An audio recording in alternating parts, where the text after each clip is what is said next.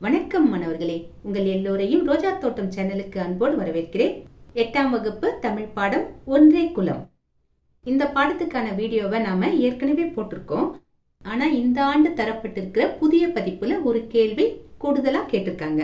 என்ன கேள்வினா, நயமறிக ஒன்றே குலம் பாடலில் இடம்பெற்றுள்ள எதுகை மோனை சொற்களை எடுத்து எழுதுக. இந்த மாதிரி கேட்டிருக்காங்க. முதல்ல எதுகை சொற்கள். எதுகை சொற்கள்னா என்ன? இரண்டாவது எழுத்து ஒன்றி வருவது எதுகை சொற்கள். அதாவது முதலாம் எழுத்து அளவுத்து நிற்க, இரண்டாம் எழுத்து ஒன்றி வரணும். எந்தெந்த சொற்களை எழுதலாம்?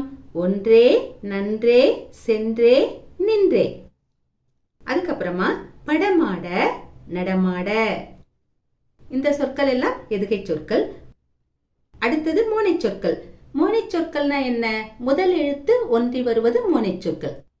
இது நமக்கு நல்லா தெரியும் இல்லையா? இந்த பாடல்ல வரக்கூடிய மோனை சொற்கள் நன்றே, நடமாட. நடமாட நடமாடன்னு 2 நடமாட கொடுத்துருக்காங்க. நான் ஒரு முறை தான் குறிப்பிட்டிருக்கேன். இவை இரண்டும் மோனை சொற்கள். இது இல்லாம சீர் மோனையில நிறைய சொற்கள் வருது. அதையே நாம எழுதுவோமா? ஒன்றே, ஒருவனே. நன்றே, நமனில்லை நானாமே. நின்றே, நிலை பெற நீர் நினைந்து. அடுத்து என்னென்ன மோனை சொற்கள் இருக்கு? படமாட, பகவற்கொன்று. படமாட, பகவற்கது. நடமாட, நம்பர்கங்கு. நடமாட, நம்பர்கொன்று. இந்த சொற்களும் மோனை சொற்களே.